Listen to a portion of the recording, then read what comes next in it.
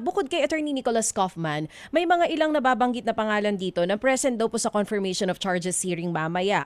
Kagaya po ni dating Executive Secretary Salvador Medialdea, sina Martin Delgra and others. Ito po ba, public gallery din po ba sila o doon sila sa baba mismo kasama ni Attorney Nicholas Kaufman?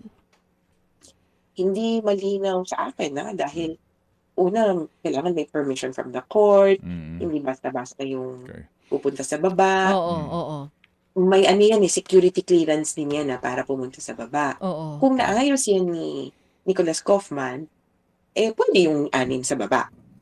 Pero kung hindi, posibleng nasa public gallery din po sila. Okay. Ako po, Attorney Cristina, medyo curious ako. Sa mga past ICC cases, yung pag-waiver na hindi pupunta dyan po sa confirmation of charges, first time po ba ito na nangyari? Hindi naman. May ilan ng dati. Mga ilan-ilan. Tapos, noong September, sa totoo lang, merong nag-confirmation of charges na absent. Yung akusado, hindi pa nga nahuhuli. Sabi ng ICC, oo nga naman, kasi sa confirmation of charges, hindi naman kailangan present. Precisely may waiver. Sige. Kaya naging namin yan, malaking frustration noong September, ba't di pa tayo nagtuloy?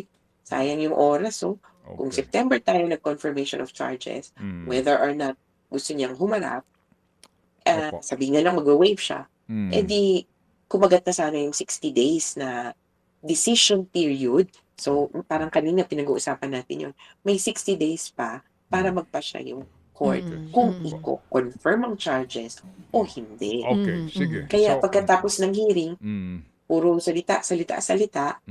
Ang ending nito, sa dulong araw, sa dulo merong maliit na panahon, 1 hour, para pag-usapan yung detention review.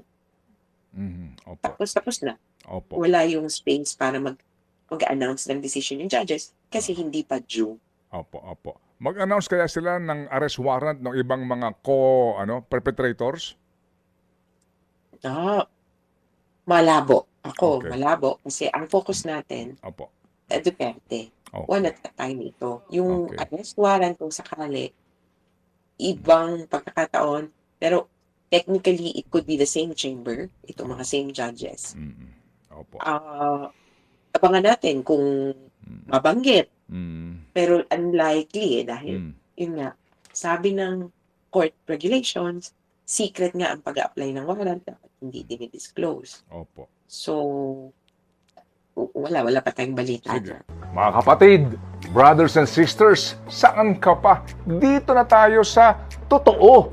Dito na tayo sa True FM. Mga kapatid, mag-subscribe and follow po kayo sa social media accounts ng True Network PH. Yan po kami. Hanapin nyo lang True Network PH, Facebook, Instagram, YouTube, TikTok, and podcast.